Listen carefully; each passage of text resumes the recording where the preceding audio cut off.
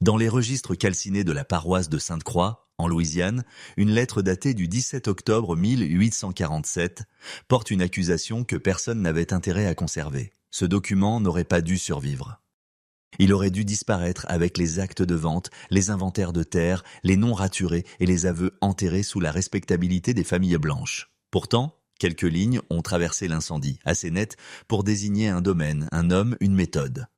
Le domaine s'appelait Bellevue, l'homme s'appelait Armand de Séville. La méthode était simple. Il transformait des êtres humains réduits en esclavage en proie. Il ne s'agit pas ici d'une légende racontée pour effrayer les enfants. Il ne s'agit pas d'un excès isolé, ni d'une folie sans contexte. Ce qui s'est produit à Bellevue entre l'automne 1843 et l'été 1844 appartient à un système qui avait déjà retiré à des hommes et des femmes leur nom, leur famille, leur salaire, leur liberté, puis qui s'étonnait qu'un maître puisse aller plus loin. Il faut nommer les choses clairement. Armand de Séville n'a pas inventé l'inhumanité. Il l'a seulement pratiquée avec méthode. Arrivé de France vers 1828, fils cadet d'une famille noble de Normandie, Séville avait acheté Bellevue après quelques années passées à construire sa fortune dans le commerce du sucre et du coton. À 42 ans, il possédait des terres, des chevaux, une maison à colonnes blanches, une bibliothèque pleine de cartes militaires et plus de 200 personnes enfermées dans l'ordre brutal de sa propriété. Les archives locales le décrivent avec prudence. Planteur exigeant, homme réservé, propriétaire discipliné. Ce sont les mots habituels des papiers officiels quand ils veulent éviter le mot juste. Séville était un prédateur. Avant la Louisiane, il avait servi dans l'armée coloniale française en Afrique du Nord. Plusieurs témoignages privés, jamais versés devant un tribunal, parlent d'expéditions punitives déguisées en opérations militaires. Là encore, les mots furent lavés. On parla de stratégie, d'ordre, de pacification. Mais ceux qui avaient vu Séville à l'œuvre savaient qu'il ne poursuivait pas seulement la victoire. Il poursuivait le sentiment d'impunité. À Bellevue, cette impunité trouva un terrain parfait. La plantation s'étendait entre les champs plats et les marécages épais menant vers l'Atchafalaya. À l'est, la maison principale dominait les cases. À l'ouest, la forêt s'ouvrait comme une gorge sombre. Les arbres y retenaient l'humidité, les pistes disparaissaient sous la boue, et l'eau noire cachait autant de dangers que de secrets. C'est là que Séville organisa ce que les témoins appelèrent plus tard les courses. Le mot est lâche, il faut le corriger. C'était des chasses. Le premier cas clairement identifié remonte au 3 novembre 1843. La victime s'appelait Thomas Reed, 19 ans. Il avait été accusé d'avoir volé du pain dans la cuisine. Ce détail mérite d'être conservé parce qu'il expose la logique entière du système. Un homme affamé prit de quoi survivre, et le maître prétendit lui offrir une chance. Au lever du jour, Thomas fut amené à la lisière nord. Séville lui annonça qu'il serait libre s'il atteignait la rivière avant la tombée de la nuit. 2 heures d'avance. Pas d'armes, une gourde. Rien de plus. À midi, Séville partit avec son contremaître, Isaiah Crowe, homme pauvre du Tennessee devenu violent parce que la plantation lui avait donné le droit de l'être. Crowe portait toujours un revolver et un couteau. Il riait fort, buvait trop, frappait vite. Mais Crowe n'était que l'outil. La main restait celle de Séville. Thomas ne revint pas vivant. Son corps fut ramené à Bellevue avant la nuit. La version officielle parla d'une tentative de fuite stoppée selon les règles de la propriété. La vérité fut déposée dans les yeux de ceux qu'on força à regarder. Thomas avait couru jusqu'à l'épuisement. Il fut abattu près d'un ruisseau avant même d'avoir parcouru la moitié du chemin. Puis son corps fut exposé. Ce détail n'est pas secondaire. Il est la signature morale du crime. Séville ne cherchait pas seulement à tuer. Il voulait enseigner la peur. Durant les mois suivants, d'autres noms apparurent dans les murmures. Marcus Bell, puni pour avoir répondu à un surveillant. Sarah Milton, accusée d'insolence après avoir repoussé Crowe. Un garçon de 16 ans nommé Samuel, repris après une tentative de fuite. Chaque fois, le même décor, le même discours. La même promesse de liberté, le même résultat. Aucun n'atteignit l'Atchafalaya. Séville tenait des notes. Il consignait les distances, les réactions, les erreurs de parcours, la vitesse de fuite, les effets de la panique. Il avait transformé la souffrance humaine en observation privée. Voilà ce qu'il faut retenir. La barbarie n'est pas toujours bruyante. Parfois, elle porte une veste propre, vérifie une montre en or et écrit au propre ce qu'elle vient de faire. Les autorités ne bougèrent pas, les voisins se turent. Certains planteurs furent choqués, mais pas assez pour dénoncer. D'autres évitèrent simplement Bellevue. Dans ce monde-là, l'indignation s'arrêtait souvent là où commençait la propriété d'un autre homme. C'est cette lâcheté collective qui rend le dossier plus accablant. Car Séville n'a pas agi dans le vide, il a agi parce qu'il savait qu'on ne viendrait pas. Il savait que la loi regardait ailleurs, il savait que la peau noire d'une victime suffisait à diminuer son poids dans les registres, dans les tribunaux, dans les consciences. Puis, au printemps 1843, avant même que les premières chasses ne soient connues de tous, un homme était arrivé à Bellevue. Son nom inscrit à l'achat était Jacques Renaud. Il avait 47 ans, trop âgé, disait en ses certains piquets pour justifier le prix payé, $2000 à la Nouvelle-Orléans. Mais Séville n'avait pas acheté Renaud pour les champs. Renaud portait des cicatrices anciennes, une posture droite, un regard qui ne baissait pas assez vite. Les papiers de vente le présentaient comme un travailleur robuste. Ils omettaient l'essentiel. 20 ans plus tôt, Renaud avait été soldat. Il avait connu Saint-Domingue, la guerre, la défaite, la trahison, la survie. Il avait vu des empires trembler devant des hommes que ces empires pensaient posséder. Séville le remarqua immédiatement. Dans une plantation ordinaire, Renaud aurait été un danger silencieux. À Bellevue, il devint autre chose, une anomalie dans le rituel du maître. Pendant que Séville observait ses victimes comme des animaux traqués, Renaud observait Séville comme un accusé encore libre. Il notait ses habitudes, sa manière de marcher dans la forêt, sa préférence pour certains sentiers, son impatience après plusieurs heures, son mépris des marécages profonds, son besoin maladif de contrôler la peur des autres. Le maître croyait préparer une chasse. En réalité, sans le savoir, il construisait contre lui-même un dossier vivant. Et c'est là que la lettre de 1847 prend tout son poids. Sa dernière ligne, écrite d'une main tremblante, ne décrit pas seulement un renversement. Elle prononce une condamnation. Ce jour-là, le maître avait commencé à poursuivre quelqu'un qui savait poursuivre en retour. À Bellevue, l'année 1843 ne fut pas seulement une date dans un registre agricole. Ce fut l'année où une plantation entière devint un territoire fermé, administré par la peur, couvert par le silence, protégé par la loi. Il faut partir du lieu car le lieu explique une partie du crime. Bellevue se trouvait au sud de la Louisiane, à distance prudente de la Nouvelle-Orléans, assez proche du commerce pour enrichir son propriétaire, assez isolé pour que personne n'entende clairement ce qui s'y passait. Les champs de coton et de canne formaient la façade utile. Les marécages, eux, formaient l'arrière-scène. C'est là que les vérités étaient conduites quand elles devenaient trop gênantes. La maison principale dominait tout. Hautes colonnes blanches, galeries larges, fenêtres symétriques, peinture entretenue avec soin. De loin, Bellevue ressemblait à l'image respectable d'une réussite coloniale. De près, c'était une machine. À l'aube, les personnes réduites en esclavage sortaient des cases sous la surveillance des contremaîtres. Les noms étaient appelés, les absences comptées, les gestes observés. Le travail commençait avant que la chaleur ne devienne insupportable et ne s'arrêtait qu'à la tombée du jour. Rien dans cette routine n'était accidentel. Chaque velro cœur volé au corps d'un autre homme, était converti en sucre, en coton, en dettes payées, en meubles importés, en prestige social. Voilà ce que les livres de comptes appelaient production. Il faut l'appeler dépossession. Armand de Séville régnait sur Bellevue comme s'il avait reçu non une propriété, mais un droit naturel. Cette illusion était le cœur du système. Il se croyait supérieur parce que tout autour de lui avait été organisé pour lui donner cette impression. Les tribunaux, les marchands, les notaires, les voisins, les patrouilles, tous confirmaient chaque jour qu'un homme comme lui pouvait commander et qu'un autre devait obéir. Séville ne criait pas souvent, il n'en avait pas besoin. La violence la plus efficace n'est pas toujours celle qui se montre, elle se devine. Elle s'annonce dans un regard, dans une pause trop longue, dans un nom prononcé au mauvais moment. Son contremaître principal, Isaiah Crowe, exécutait la part sale sans honte. Crowe était maigre, nerveux, brutal. Il avait trouvé à Bellevue ce que la pauvreté blanche du Tennessee ne lui avait jamais offert, un rang. Il ne possédait presque rien, mais il avait le droit de frapper. Dans un monde moralement renversé, cela suffisait à faire de lui un homme important. Crowe n'était pas l'exception, il était la preuve.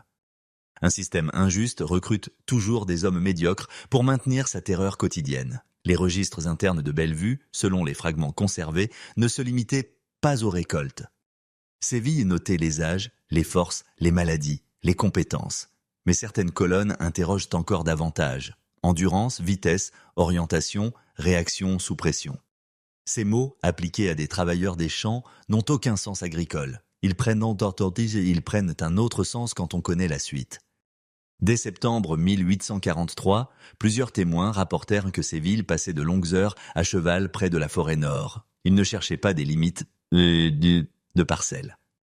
Il étudiait les chemins, il faisait marquer certains arbres. Il faisait dégager des passages. Il demandait à Cros quels hommes couraient le plus vite, lesquels connaissaient les ruisseaux, lesquels avaient déjà tenté de s'échapper. Ce n'était pas de la discipline, c'était une préparation. À cette époque, Bellevue comptait plus de 200 captifs. Parmi eux, des familles séparées par les ventes, des enfants nés sans acte de naissance digne de ce nom, des femmes dont les douleurs n'étaient jamais inscrites, des hommes réduits à leur force physique. L'administration de la plantation voulait les transformer en chiffres. Séville, lui, ajouta une couche plus sombre. Il les transforma en sujets d'expérience. Le premier signal public eut lieu au début de novembre 1843 avec Thomas Reed, mais les semaines précédentes montrent déjà l'intention. Séville avait cessé de parler de punition ordinaire. Il employait des mots comme épreuve, chance, preuve de courage. Ces mots doivent être examinés. Ils servent souvent à maquiller l'abus de pouvoir. Quand un homme armé promet une chance à un homme désarmé, ce n'est pas une chance, c'est une mise en scène. Après la mort de Thomas, rien ne s'arrêta. C'est là que l'accusation devient plus grave. Un premier crime peut être présenté par les lâches comme un excès. Le deuxième établit une méthode. Le troisième révèle une institution privée. En décembre 1843, Marcus Bell fut choisi après une dispute avec un surveillant. Séville annonça encore la rivière comme frontière de la liberté. 2 heures d'avance. Même règle, même théâtre. Marcus connaissait mieux les bois que Thomas, mais il avait une blessure ancienne au genou. Cros le savait. Séville le savait aussi. Marcus fut retrouvé avant la tombée de la nuit. En janvier 1844, ce fut Sarah Milton. Les récits divergent sur l'accusation exacte. Certains disent qu'elle avait refusé un ordre de Cros, d'autres qu'elle avait tenté de protéger une jeune fille dans les cuisines. Peu importe le prétexte retenu par l'administration de Bellevue, ce qui compte, c'est le mécanisme. Une femme vulnérable fut envoyée dans une forêt dangereuse sous le regard satisfait de ceux qui détenaient les armes. La morale commence là où l'excuse cesse. La plantation ne fut plus jamais la même après ces chasses. Le silence y changea de nature. Avant, il était celui de la contrainte. Après, il devint celui de l'attente. Chacun savait qu'un nom pouvait être appelé. Chacun savait que la faute n'avait pas besoin d'être réelle. Il suffisait que Séville ait besoin d'un nouveau spectacle. Les voisins, eux, n'ignoraient pas tout. Des bruits circulaient dans les salons de la Nouvelle-Orléans dès l'hiver 1843 à 1844. 2 planteurs créoles, Étienne Beaumont et Lucien de la Tour, auraient été invités à assister à une chasse privée. Ils déclinèrent. Ils n'alertèrent personne. Dans leurs lettres, ils parlèrent d'un homme dangereusement excentrique. C'est ainsi que les classes respectables protègent les crimes. Elles changent les mots, dangereusement excentrique. Pas criminel, pas coupable. Pas à dénoncer, la paroisse aussi se tue. Les notaires continuèrent d'enregistrer les transactions. Les marchands continuèrent d'acheter la production. Les bateaux continuèrent de charger le coton. Aucun bénéfice ne demanda d'où venait le sang moral attaché à la marchandise. Bellevue n'était donc pas une anomalie isolée, c'était un miroir grossissant. Séville poussait plus loin que d'autres, mais il marchait sur une route déjà pavée par la loi. Il avait simplement compris jusqu'où l'impunité pouvait aller quand les victimes n'étaient pas reconnues comme pleinement humaines. C'est dans ce décor que Jacques Renaud observait. Il ne parlait presque pas. Il travaillait, il gardait la tête basse quand il le fallait. Mais chaque humiliation imposée par Séville était enregistrée dans une mémoire que personne ne pouvait confisquer. Renaud avait connu d'autres guerres. Il savait que la force brute devient fragile lorsqu'elle se croit éternelle. Il regardait Cros boire le soir. Il regardait Séville vérifier sa montre avant chaque départ. Il regardait les contremaîtres se rassurer entre eux. Il regardait surtout les autres captifs comprendre peu à peu que le maître n'était pas seulement cruel. Il était prévisible, et cette prévisibilité allait devenir la première fissure. Car dans tout régime bâti sur la peur, il arrive un moment où l'opprimé cesse seulement de trembler et commence à apprendre. À Bellevue, ce moment ne fut pas annoncé par un discours, ni par une révolte ouverte. Il naquit dans le silence d'un homme qui avait compris une chose simple. Le pouvoir de Séville reposait sur le fait que personne ne lui rendait son regard. Jacques Renaud, lui, le rendait déjà. Jacques Renaud arriva à Bellevue au printemps 1843, mais son histoire ne commençait pas là. Les registres de vente voulaient en le réduire à une ligne. Homme noir, environ 47 ans, robuste, apte aux travaux lourds, acheté à la Nouvelle-Orléans pour $2000. Cette ligne était un mensonge administratif.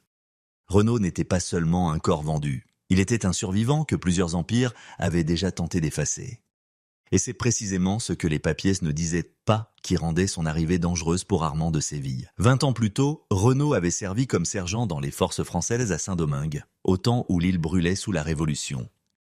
Il avait vu des hommes que l'Europe croyait soumis renverser l'ordre qu'on disait éternel. Il avait vu la peur changer de camp. Il avait compris, avant beaucoup d'autres, que l'autorité n'est sacrée que tant que personne ne la conteste. Capturé pendant les combats, il aurait été épargné par des révolutionnaires haïtiens. Après cela, selon les récits les plus constants, il changea de camp. Il combattit aux côtés de ceux que les officiers français appelaient rebelles, mais qui se battaient d'abord pour ne plus appartenir à personne. Ce détail condamne déjà toute lecture simple de son dossier.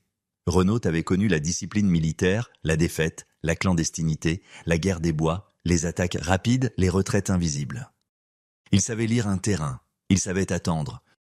Il savait surtout que le courage mal employé devient une mort inutile. Après l'indépendance d'Haïti en 1804, son nom se perdit dans les ports des Caraïbes. Trop lié à la France pour vivre sans méfiance parmi certains vainqueurs, trop marqué par sa trahison pour rentrer en France, il survécut là où les hommes sans patrie apprennent à disparaître. Il travailla comme marin, garde, débardeur, parfois guide. Il possédait des papiers de liberté. Puis, vers 1837, dans un port cubain, ces papiers disparurent. Le rapport est flou. Il parle d'une boisson offerte, d'un réveil dans une cale, d'un marchand sans scrupules nommé Victor Lemaire et d'un navire qui quitta la Havane avant que Renaud puisse prouver qui il était.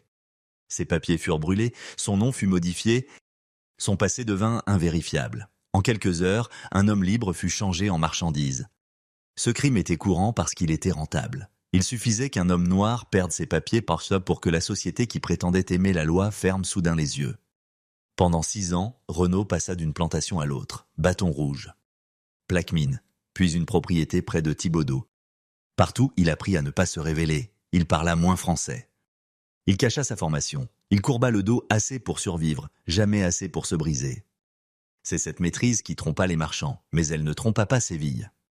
Lors de la vente du 12 avril 1843, à la Nouvelle-Orléans, Armand de Séville observa Renaud plus longtemps que les autres acheteurs. Il vit les cicatrices, mais surtout la posture. Il vit un homme qui ne tremblait pas au bon moment. Il vit une intelligence retenue derrière des yeux sombres. Et chez Séville, l'intelligence d'un captif n'éveillait pas la prudence morale. Elle éveillait l'envie de domination. Il paya le double du prix habituel. Cet achat n'était pas économique. C'était prémédité. À Bellevue, Renaud fut d'abord envoyé au champ du Sud. Les contremaîtres le surveillaient. Isaiah Crowe le testa dès la première semaine, cherchant une réaction. Renaud ne lui donna rien, ni provocation, ni soumission excessive, juste l'obéissance froide d'un homme qui mesure la pièce avant de choisir une sortie. Les autres captifs le remarquèrent. Une vieille femme nommée Abigail Freeman, guérisseuse du quartier, fut la première à dire qu'il avait des yeux d'ancien soldat. Un jeune forgeron, Elias Carter, comprit qu'il savait tenir un outil comme on tient une arme. Mais Renaud refusa les confidences faciles. Il savait que dans une plantation, même la douleur peut être utilisée contre vous. Pendant l'été 1843, il observa.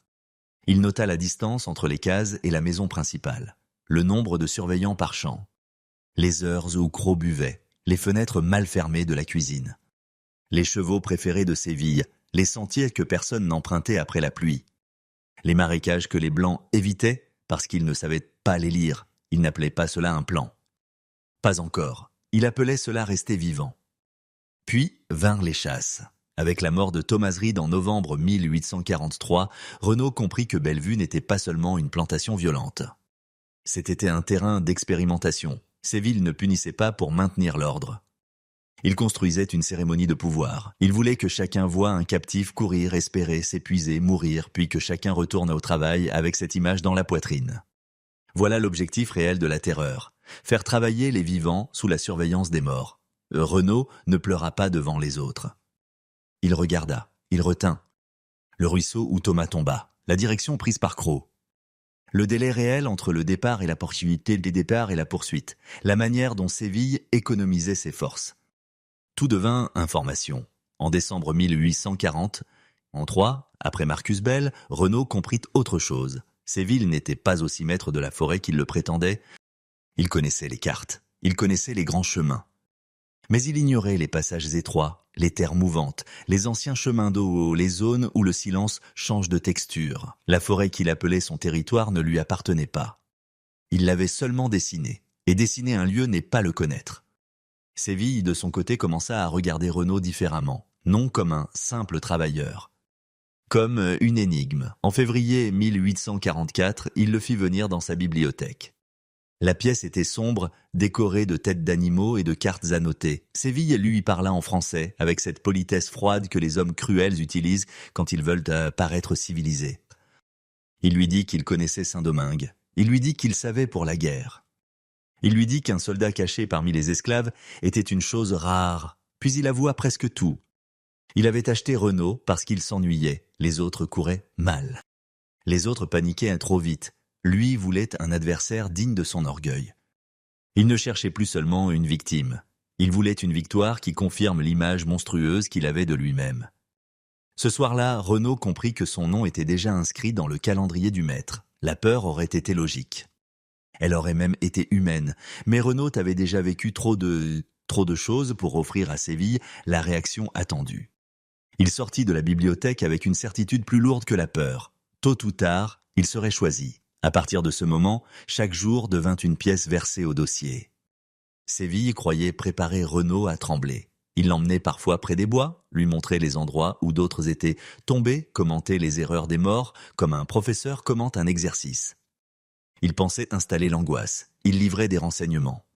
Renaud écoutait chaque mot. Il mémorisait les distances, les pièges, les habitudes, les angles de tir. Il apprenait le maître par le détail. Et plus il apprenait, plus l'accusation devenait claire. Séville n'était pas puissant parce qu'il était supérieur. Il était puissant parce que personne n'avait encore transformé sa cruauté en faiblesse. Dans les plantations, on exigeait des captifs qu'ils oublient qui ils étaient. Renaud fit l'inverse. Il rassembla ses vies brisées, le soldat, le fugitif, l'homme libre volé, l'homme vendu, et les posa en silence contre Bellevue. Armand de Séville croyait avoir acheté une proie. Il avait fait entrer un témoin. Entre novembre 1843 et mars 1844, Bellevue cessa d'être seulement une plantation. Elle devint une scène d'exécution lente organisée sous forme de rituel. Armand de Séville ne punissait plus. Il sélectionnait. Le mot est important. Dans les registres ordinaires, on parlait de discipline, de correction, de maintien de l'ordre. Ces mots servaient à blanchir les faits.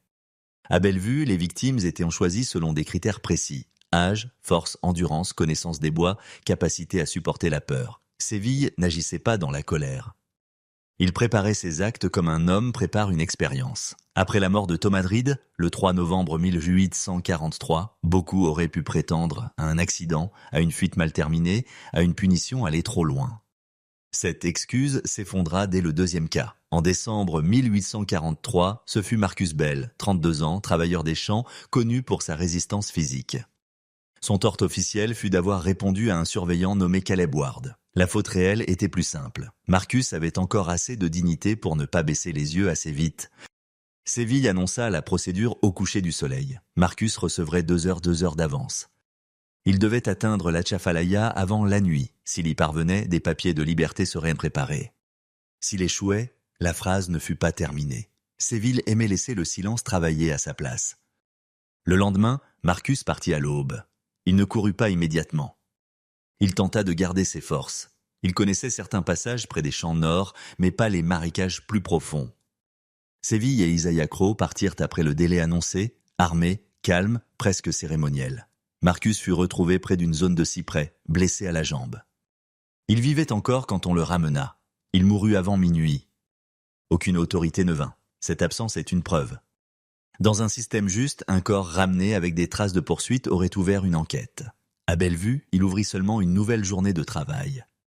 En janvier 1844, Séville choisit Sarah Milton, 26 ans. Affectée aux cuisines, les récits conservés disent qu'elle avait repoussé les avances d'Isaiah Crowe.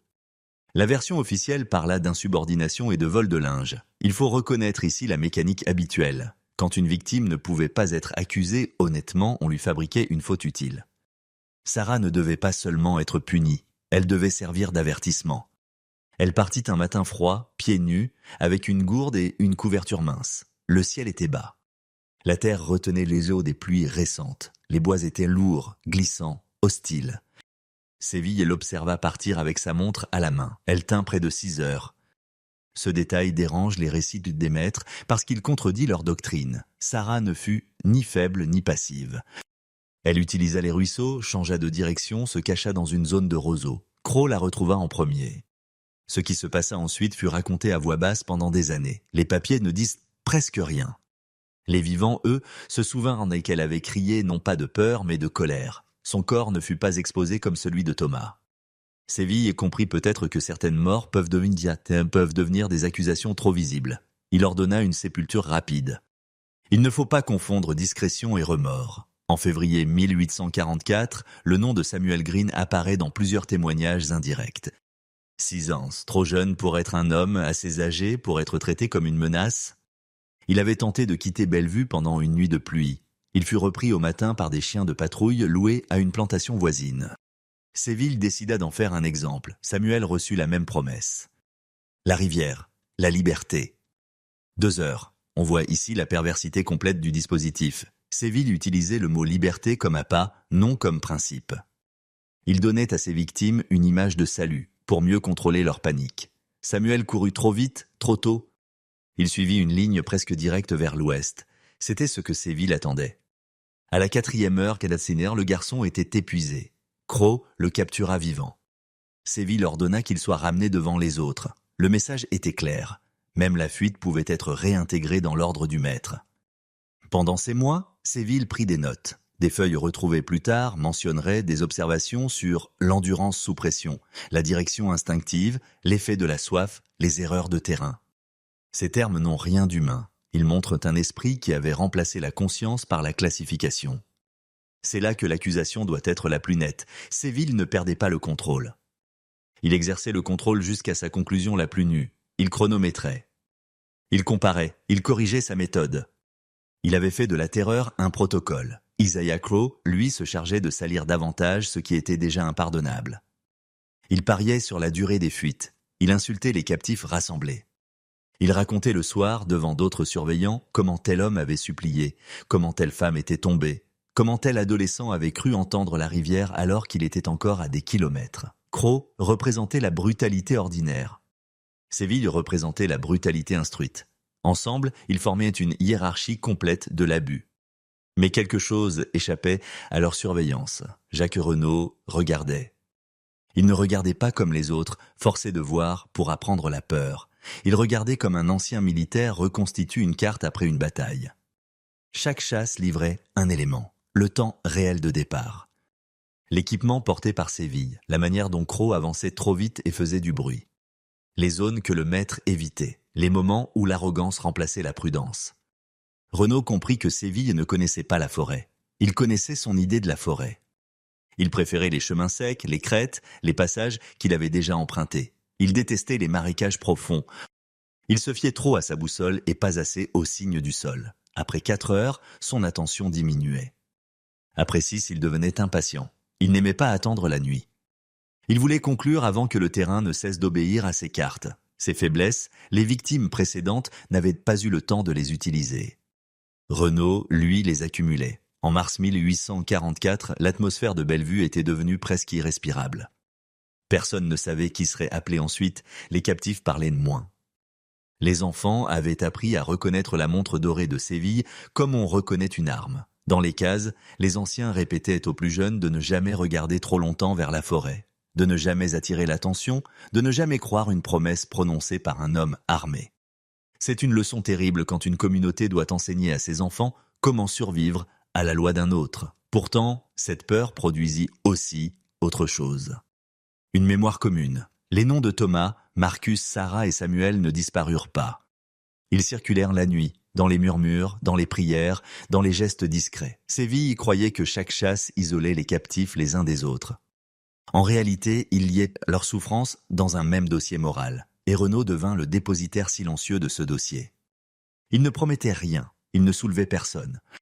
Il savait que les révoltes mal préparées finissent souvent en massacre, mais il commença à parler par fragments à ceux qui pouvaient entendre. Ne courez jamais en ligne droite, ne buvez pas trop vite si vous trouvez de l'eau. Marchez dans le ruisseau quand le sol trahit vos pas, reposez-vous avant d'être épuisé. La panique tue plus vite que la distance. Ses conseils n'étaient pas encore une insurrection. Ils étaient une reprise de savoir. Et dans un monde construit pour garder les captifs ignorants, transmettre un savoir de survie était déjà un acte d'accusation. À la fin de mars 1844, Séville semblait convaincu que Bellevue lui appartenait entièrement. Les champs, les corps, les bois, le temps, même la peur. Il ignorait encore que son système contenait sa propre faille. En répétant ses crimes, il les rendait lisibles. En perfectionnant sa méthode, il révélait ses habitudes. En voulant transformer les autres en proie, il enseignait malgré lui comment un chasseur peut être suivi. La forêt gardait les traces des morts. Jacques Renaud, lui, apprenait à les lire. En mai 1844, Bellevue connut son premier échec. Il ne faut pas l'appeler un incident. Ce serait trop faible. Ce qui se produisit ce mois-là fissura l'autorité d'Armand de Séville devant ceux qu'il croyait avoir dressés à la peur. Pour la première fois, l'homme traqué ne mourut pas comme prévu. Pour la première fois, le chasseur revint blessé. Le nom inscrit dans les récits est Elias Carter, 34 ans. Forgeron de la plantation, fort, silencieux, utile. Il réparait les outils, redressait les lames, entretenait les ferrures des charrettes. Ses mains portaient les marques du feu et du métal. Séville voyait en lui une force de travail. Cros voyait en lui une menace. Le 14 mai 1844, Elias fut accusé d'avoir brisé volontairement une pièce de charrue. L'accusation ne résiste pas à l'examen. Un forgeron ne détruit pas l'outil qui justifie sa présence, surtout sous les yeux d'un contremaître. Mais à Bellevue, la vérité n'avait pas besoin d'être solide. Il suffisait qu'elle serve le maître. Séville annonça la sanction au rassemblement du soir. Elias aurait 2 heures d'avance. Il devait atteindre l'Atchafalaya avant la tombée de la nuit. La vieille formule fut répétée avec le même calme venimeux. Liberté en cas de réussite. Poursuite armée en cas d'échec. Le maître parla comme s'il accordait une chance. En réalité, il signait une condamnation. Cette nuit-là, Jacques Renaud alla voir Elias. La rencontre eut lieu derrière les cases, près d'un vieux mur de briques où l'humidité faisait pousser de la mousse noire. Personne ne parla fort. À Bellevue, les murs aussi semblaient rapportés aux surveillants. Renaud ne donna pas d'espoir inutile. Il ne mentit pas à Elias. Il lui dit que la forêt ne pardonnait pas les gestes paniqués. Il lui dit que courir sans penser, c'était remettre sa vie entre les mains de Séville. Il lui expliqua les ruisseaux, les retours en boucle, les traces à effacer, les endroits où le sol garde l'empreinte trop longtemps. Il lui dit de ne pas viser la rivière tout de suite, mais de survivre à la première journée. C'était une leçon de guerre donnée à voix basse dans un camp de captifs. Elias demanda pourquoi. Renaud répondit sans grand discours. Parce que si Séville échoue, il deviendra impatient, et un homme impatient révèle ce qu'il cache. Cette phrase doit être retenue. Elle montre que Renaud n'agissait pas par impulsion. Il testait le système. Il voulait voir comment Séville réagirait lorsque sa machine cesserait d'obéir. À l'aube du 15 mai 1844, Elias fut conduit à la lisière nord. La plantation entière fut forcée d'assister au départ. Cros souriait, malgré son impatience. Séville vérifia sa montre d'or. Le ciel était lourd, chargé de pluie. Les moustiques montaient des eaux stagnantes. Elias ne regarda presque personne. Il fixa seulement la ligne sombre des arbres. Puis il partit. Il ne courut pas droit vers l'ouest. Ce détail changea tout. Pendant les 2 premières heures, Elias suivit un itinéraire brisé. Il entra dans un ruisseau peu profond, marcha dans l'eau sur plusieurs centaines de mètres, ressortit sur des racines où ses pas ne marquaient presque pas. Il s'arrêta avant d'être épuisé. Il buvait peu, il respirait bas. Il utilisait la peur comme carburant, non comme maître. Quand Séville et Cros commencèrent la poursuite, ils trouvèrent d'abord des traces faciles. Trop faciles. Une piste volontairement laissée près d'une zone de terre humide. Cros s'y engagea avec brutalité, persuadé que le forgeron fuyait comme les autres. Séville comprit plus vite. Mais comprendre n'était pas contrôler. La piste se perdit dans l'eau, ici il y a une guide. Les chiens s'agitèrent sans direction. Cros jura. Séville resta silencieux, et ce silence avait une odeur nouvelle, celle de la contrariété. À la 4e heure, il n'avait toujours pas retrouvé Elias. À la 6e, la pluie commença. À la tombée du jour, le forgeron était encore vivant. Ce fut le premier verdict rendu par la forêt contre Bellevue. Elias passa la nuit caché dans un arbre creux près d'un bayou secondaire, à environ 5 kilomètres de la rivière. Il n'avait pas gagné, mais il avait refusé de perdre selon le scénario écrit par Séville. Le lendemain, 16 mai 1844, Séville reprit la traque avec Cros. Il ne pouvait pas laisser Elias survivre trop longtemps. Sa domination dépendait du résultat. Si l'homme choisi revenait libre, même une seule fois, la promesse cynique du maître deviendrait réelle. Et si la promesse devenait réelle, la peur perdrait une partie de son autorité. Vers midi, ils retrouvèrent Élias près d'un rideau de cyprès. Il était épuisé, blessé aux pieds, mais debout. Il avait taillé une branche en pointe. Rien qu'un morceau de bois, mais entre les mains d'un homme qui ne veut plus être seulement poursuivi, même un bois devient une réponse. Croc s'avança trop vite. Élias le frappa à l'épaule. La pointe déchira la chair. Croc recula en hurlant, le sang coulant le long de sa manche. Ce n'était pas une victoire militaire. Ce n'était pas une libération. C'était moins que cela, et pourtant énorme, le corps du contremaître venait d'apprendre qu'il pouvait être atteint. Séville tire. Élias tombe. Les archives auraient pu s'arrêter là comme elles aiment le faire. Un captif mort, un maître vivant, l'ordre restauré. Mais ce jour-là, l'ordre revint abîmé. Croc saignait. Séville avait dû tirer dans la confusion. Les contremaîtres le virent rentrer pâle de colère. Les captifs virent la bande autour de l'épaule de Croc. Ils comprirent avant qu'on leur explique. Le chasseur avait été touché. Ce soir-là, Séville fit punir 3 personnes aux Iscars au hasard. Isaiah Green, Martha Bell et un jeune garçon nommé Noah. Il prétendit qu'ils avaient aidé Élias. Aucun élément ne le prouvait. C'était une représaille, pas une enquête. Une autorité sûre d'elle punit les coupables. Une autorité qui tremble frappe au hasard. Il faut le dire sans détour. Cette violence supplémentaire était un aveu. Séville savait que quelque chose avait changé. Dans la nuit du 16 mai, il convoqua Jacques Renaud dans la bibliothèque. La même pièce sombre. Les mêmes cartes. Les mêmes trophées fixés au mur, comme si Séville devait s'entourer de morts pour se convaincre qu'il restait vivant. Il n'interrogea pas Renaud, il l'accusa. Élias avait été préparé, Élias avait utilisé des tactiques. Élias avait compris des choses qu'un forgeron ne pouvait pas savoir seul. Séville prononça le nom de Renaud avec une précision glaciale. Il ne cherchait pas une confession, il reconnaissait un adversaire. Renaud ne nia pas, il ne confirma pas non plus. Son silence suffisait. Le maître tourna dans la pièce comme un animal enfermé dans sa propre logique. Il avait voulu de l'intelligence chez sa proie, mais il refusait que cette intelligence agisse avant le jour choisi. Il voulait un jeu, mais seulement si les règles restaient écrites par lui. C'est la vérité de tous les tyrans privés. Ils appellent défi ce qu'ils contrôlent, crime ce qui leur échappe. Séville finit par fixer une date. Le 15 juin 1844, Jacques Renaud serait envoyé dans la forêt. 6 heures d'avance, non 2. Séville viendrait seul sans Croc. La rivière Atchafalaya resterait la limite. S'il l'atteignait avant la nuit, Renaud recevrait sa liberté et $500 en or. Un contrat serait déposé chez un avocat de la Nouvelle-Orléans. Sur le papier, cela ressemblait à une chance. Dans la bouche de Séville, c'était une mise en scène plus raffinée. Il voulait que Renaud croie à la possibilité de vivre, afin que la chasse ait plus de valeur à ses yeux. Il voulait une résistance digne de son orgueil.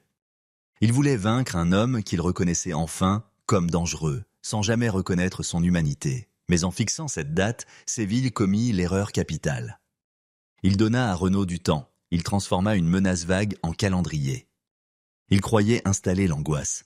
Il offrit une échéance à un soldat. Du 17 mai au 14 juin 1844, Renaud prépara chaque détail. Il observa les armes, l'armoire d'acajou dans la chambre du maître, la fenêtre de cuisine dont le loquet fermait mal, les heures où Croc buvait pour calmer la douleur de son épaule. Le chemin des écuries, la routine de Séville avant chaque poursuite, déjeuner léger vers 10 heures, vérification des armes, appel du corps à midi.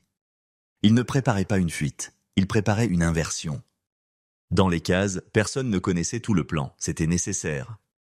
Moins on savait, moins on pouvait trahir sous la peur. Mais plusieurs sentirent que Renaud avait changé.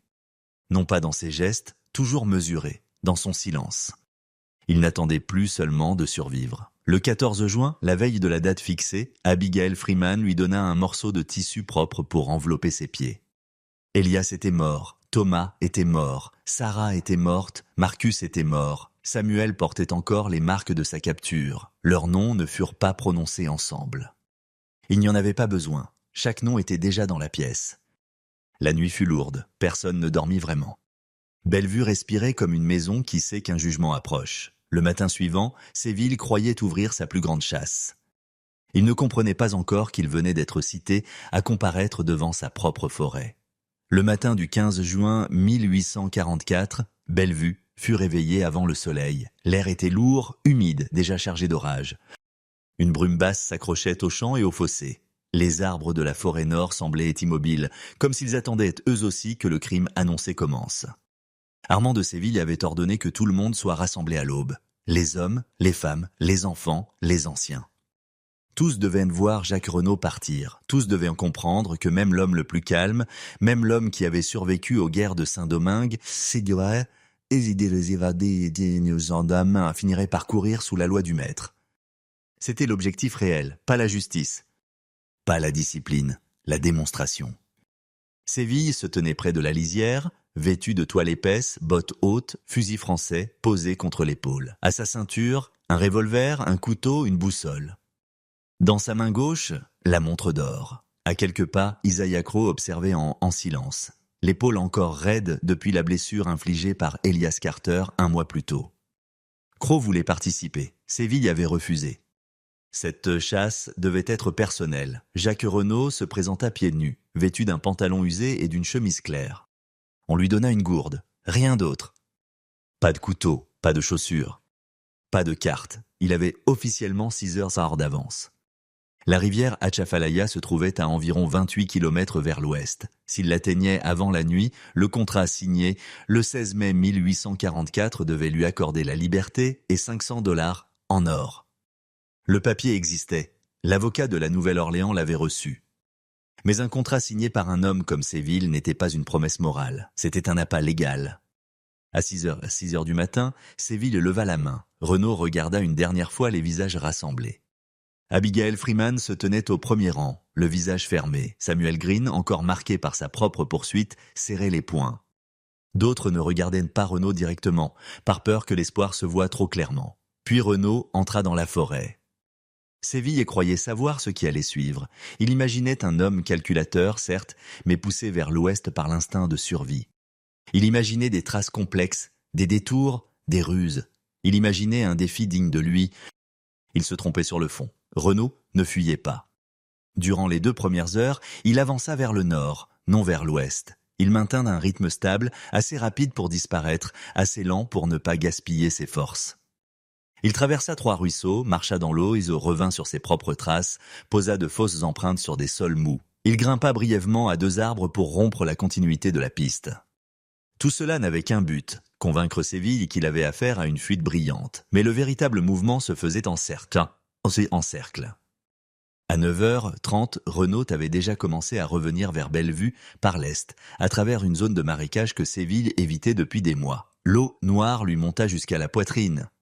Les racines accrochaient ses jambes. Des serpents glissaient entre les branches basses. Rien dans ce passage n'était sûr, mais Renaud n'avait jamais cherché la sécurité. Il cherchait l'angle mort. Et l'angle mort de Bellevue, c'était l'arrogance du maître. Séville avait une habitude constante. Avant de commencer une poursuite, il rentrait à la maison principale pour un repas léger, vérifiait ses armes, puis sonnait le cor à midi. Il avait répété ce rituel après Thomas, Marcus, Sarah, Samuel, Elias. Il avait transformé sa cruauté en routine. Renaud n'avait eu qu'à regarder. À 11h25, couvert de boue et de végétation, Renaud atteignit les hautes herbes derrière la cuisine. La maison principale semblait presque vide. Les champs étaient éloignés. Les surveillants secondaires regardaient ailleurs. Crowe dormait souvent à cette heure, abruti par l'alcool et la douleur. La fenêtre de la cuisine avait un loquet rouillé. Renaud l'avait remarqué dès avril. Il sortit de la doublure de son pantalon un mince morceau de métal volé aux forges. En quelques secondes, le loquet céda. Il entra. Aucun cri, aucun fracas. Seulement les planches anciennes, testées une à une sous ses pieds nus. Il monta vers la chambre de Séville. L'armoire d'acajou était là, fermée, lourde, prétentieuse comme tout ce que possédait le maître. La serrure résista moins de 3 minutes. À l'intérieur, fusil, revolver, munitions, couteaux. Toute la confiance de Séville rangée dans du bois verni. Renaud prit un fusil à double canon, un revolver chargé, des cartouches et un couteau de chasse. Puis il laissa l'armoire grande ouverte. Ce geste n'était pas nécessaire sur le plan tactique. Il était nécessaire sur le plan moral. Séville devait voir. Il devait comprendre que la maison avait été violée par celui qu'il croyait perdu dans les bois. Il devait sentir, avant même d'être poursuivi, que son monde n'était plus fermé de l'intérieur. Renaud ressortit par la cuisine et se dirigea vers les écuries. À midi, le corps de Séville retentit. Le son devait annoncer le début de la chasse.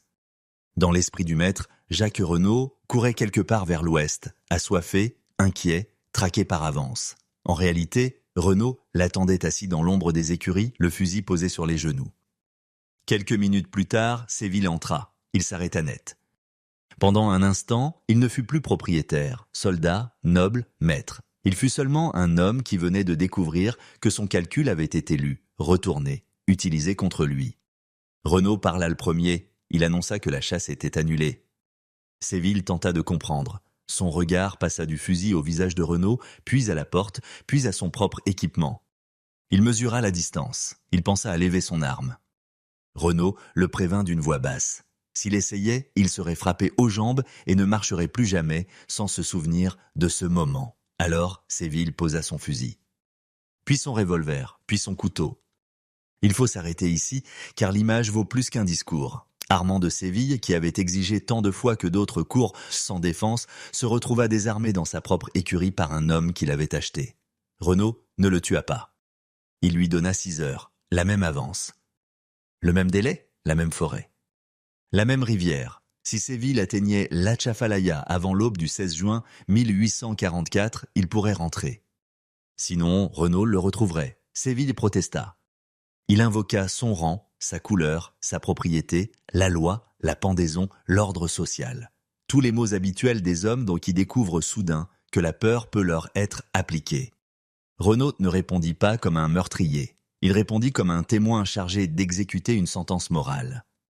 Il lui dit de courir. À 12h20, Armand de Séville entra dans la forêt sans armes, sans provisions, sans montre d'or dans la main. Pour la première fois, il ne contrôlait ni le temps, ni la distance, ni le récit. À Bellevue, le bruit courut plus vite que lui. Cros est sorti en titubant, revolver à la main. Renaud l'attendait dans la cour. Il lui expliqua calmement que Séville était déjà dans les bois. Si Cros tirait, personne ne saurait où chercher le maître. Et si Renaud tombait, les captifs rassemblés autour des champs comprendraient que l'ordre venait de perdre son centre. Cros regarda les visages. Il vit ce qu'il n'avait jamais voulu voir. Une plantation entière debout, silencieuse, attentive. Il baissa son arme. Ce ne fut pas de la bonté, ce fut du calcul. Mais ce calcul confirmait le renversement. Le soir descendit lentement. À 18h, Renaud entra à son tour dans la forêt. Il suivait les traces de Séville sans se presser. Le maître avait tenté de ruser, mais la panique gâchait tout. Branches brisées, empreintes profondes, bouts déplacés, sang sur une feuille. Vers minuit, Renaud le retrouva près d'un ruisseau. Séville était couvert de terre, griffé, haletant. Il demanda qu'on en finisse. Renaud refusa. Thomas avait couru jusqu'à tomber. Marcus avait continué blessé. Sarah avait tenu malgré la terreur. Samuel avait été ramené vivant pour servir d'exemple. Elias était mort debout. Séville et lui voulaient abandonner après quelques heures. Renaud lui ordonna de continuer. Ce n'était pas un jeu. Ce n'était pas une imitation gratuite de la cruauté. C'était la mise en accusation d'un homme par sa propre méthode. Séville devait traverser ce qu'il avait imposé, non pour absoudre les morts, mais pour que le mensonge de sa supériorité s'effondre en lui. À l'aube du 16 juin 1844, Renaud retrouva Séville près du ruisseau où Thomas Reed était tombé 8 mois plus tôt. Le maître tremblait contre un arbre, pieds déchirés, visage méconnaissable, yeux vidés de toute certitude. Renaud aurait pu le tuer, il ne le fit pas. Il comprit que la mort aurait été trop courte. Séville avait bâti sa puissance sur l'oubli des victimes. Renaud choisit de lui laisser la mémoire. Il le condamna à vivre avec la forêt dans la tête, avec les pas derrière lui, avec les noms qu'il avait cru effacer. Puis Renaud se détourna. La chasse était terminée. Le procès lui venait seulement de commencer. Le 16 juin 1844, au lever du soleil, Armand de Séville fut retrouvé à la lisière de Bellevue. Il ne marchait pas comme un maître revenant sur ses terres. Il avançait comme un homme expulsé de sa propre légende. Ses vêtements étaient déchirés. Ses pieds saignaient, son visage portait les marques des branches, de la boue, de la nuit. Mais ce ne furent pas ses blessures qui frappèrent les témoins, ce furent ses yeux. Il ne regardait plus les autres de haut, il cherchait les arbres. Les contremaîtres voulurent d'abord parler de chute, d'égarement, d'accident. C'était la première défense des coupables, donner au crime une cause neutre. Mais la plantation savait, les captifs savaient. Cros savait, et Séville surtout savait. Jacques Renaud revint peu après. Il ne cria pas victoire. Il ne brandit aucune preuve. Il marcha jusqu'à la maison principale et exigea que le contrat signé le 16 mai 1844 soit honoré. La liberté promise, les 500 $ en or. Les papiers déposés chez l'avocat Henri Lavigne à la Nouvelle-Orléans. Séville ne protesta pas.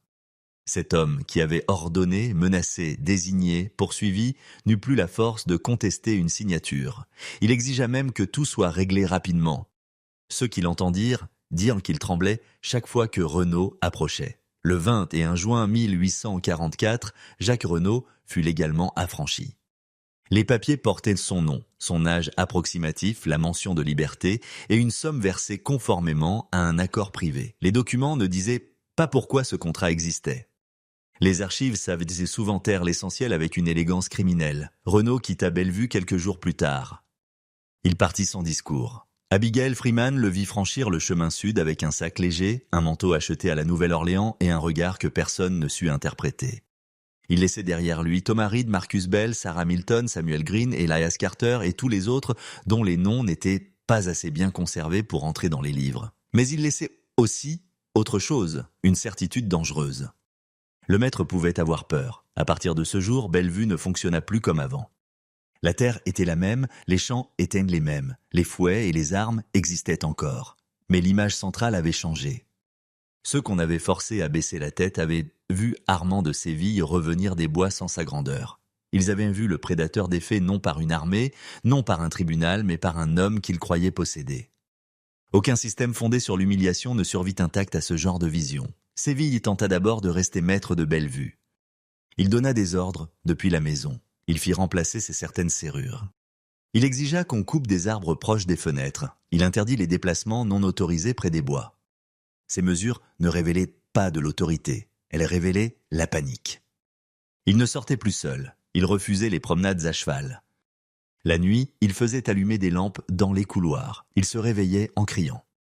Les domestiques l'entendaient murmurer des noms. Thomas, Sarah, Elias.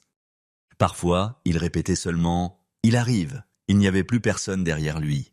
Voilà la condamnation que Renaud avait choisie. Laisser le coupable seul avec sa mémoire. Le 9 juillet 1844, Séville engagea des négociations pour vendre Bellevue. Officiellement, la raison donnée fut la santé. C'était vrai, mais incomplet. Sa santé n'avait pas été détruite par une maladie ordinaire. Elle avait été brisée par la rencontre brutale avec ce qu'il avait imposé aux autres. La vente fut conclue le 3 août 1844 à un prix inférieur à la valeur réelle du domaine. Les acheteurs, un consortium de marchands de la Nouvelle-Orléans, dirigé par Étienne Beaumont et Alphonse Rillieux, reprirent la terre, les bâtiments, le bétail, les outils et les personnes encore retenues dans la propriété. La transaction fut légale. C'est précisément ce qu'il accuse, car la loi pouvait transférer des êtres humains d'un propriétaire à un autre après avoir fermé les yeux sur des chasses. La loi pouvait enregistrer un prix, une surface, un acte notarié. Elle ne trouvait pas de colonne pour la terreur. Elle ne savait pas compter les nuits volées, les enfants traumatisés, les morts sans enquête. En août 1844, Armand de Séville embarqua pour la France. Il retourna en Normandie, dans le domaine familial de Montreuil-sur-Orne. Ceux qui le croisèrent avant son départ parlèrent d'un homme vieilli de 20 ans. Ses cheveux avaient blanchi aux tempes, ses mains tremblaient. Il évitait les rues bordées d'arbres. En France, il ne redevint jamais celui qu'il avait été. Il vécut retiré, s'est enfermé dans une aile de la maison familiale. Il fit abattre plusieurs hectares de verre de bois autour du domaine. Il refusait la chasse, les armes, les promenades. Le soir, il faisait vérifier les portes 3 fois. Un fragment de journal daté du 12 septembre 1848 aurait été retrouvé plus tard par un neveu. On y lit l'aveu que les tribunaux n'avaient jamais exigé. 4 ans ont passé et je cours encore. Les branches me coupent le visage, ces pas sont derrière moi. J'ai cru être un juge dans la forêt. Je n'étais qu'un coupable à qui l'on accordait un délai. Séville mourut le 4 février 1851 à 49 ans. Le certificat mentionna une pneumonie. Le médecin privé nota autre chose. Épuisement moral, terreur chronique, refus de vivre. Même dans la mort, le langage officiel tenta de laver ce qui était sale. Jacques Renaud, lui, disparut dans une autre forme de silence. On le signale à la Nouvelle-Orléans le 28 juin 1844, achetant des vêtements, des outils, des provisions. Un marin affirme l'avoir vu embarquer vers Cuba. Un registre de Kingston, en Jamaïque, mentionne en novembre 1844 un homme nommé Jean Renaud, ancien soldat, parlant français et créole. Puis, au début de 1845, des traces le replacent dans les bayous de Louisiane. Cette fois, il n'était plus vendu. Il circulait. Entre 1845 et 1853, plusieurs lettres abolitionnistes parlent d'un homme surnommé le Commandant. Il guidait des fugitifs dans les marécages, connaissait les passages d'eau, les maisons sûres, les routes vers le nord. Une lettre envoyée de Boston le 6 avril 1848 affirme que le commandant de Louisiane avait aidé 15 personnes à quitter les plantations en un seul mois. Son vrai nom n'apparaît pas. C'est peut-être ainsi qu'il le voulait. Les hommes qui travaillent contre un système de capture apprennent à ne pas laisser de signature. Mais l'ombre de Renaud resta. Dans certaines communautés noires nord de Louisiane, on raconta longtemps l'histoire d'un ancien captif de Bellevue qui enseignait la nuit dans les marécages à lire les cartes, les lettres, les contrats, les avis de vente. Ce détail est essentiel. La résistance ne passe pas seulement par les armes, elle passe aussi par le savoir. Un homme qui apprend à lire à un autre homme lui rend une partie du monde qu'on lui avait volé. La dernière trace possible date de 1856, près de la frontière du Texas. Un registre d'église mentionne le baptême d'un homme nommé Jean Renaud, âgé d'environ 60 ans, porteur de nombreuses cicatrices, silencieux sur son passé. Après cela, plus rien. Bellevue, de son côté, ne retrouva jamais son ancienne rentabilité. Les nouveaux propriétaires se plaignirent de sabotage, de lenteur, de fuites plus fréquentes, d'une indiscipline persistante. Ce mot, dans leur bouche, signifiait simplement que la peur n'obéissait plus comme avant. Pendant la guerre civile, en 1863, la maison principale brûla. Le rapport officiel accusa des troupes de l'Union. Des témoins locaux affirmèrent autre chose. D'anciens captifs revenus sur les lieux avaient mis le feu à la maison, aux écuries, aux entrepôts. Ils ne venaient pas piller. Ils venaient effacer un hôtel de domination. Si cette version est vraie, elle n'a rien d'un mystère. Elle ressemble à une conclusion. Aujourd'hui, Bellevue n'est presque plus qu'un point incertain sur quelques cartes anciennes. Les ruines ont disparu. Les registres sont incomplets. Les familles respectables y ont changé de nom ou de sujet. C'est ainsi que les sociétés coupables organisent l'oubli. Elles laissent le temps faire ce que la censure ne peut plus faire ouvertement. Mais certains faits résistent. En 1843, un homme nommé Armand de Séville transforma la captivité en spectacle. En 1844, il désigna Jacques Renaud comme sa proie. Le 15 juin 1844, la chasse fut retournée contre lui. Le 16 juin, il revint vivant mais privé du mensonge qu'il avait porté. Il ne fut pas tué, il fut obligé de se souvenir. Et parfois, pour les hommes qui ont bâti leur puissance sur l'effacement des autres, la mémoire est la peine la plus juste.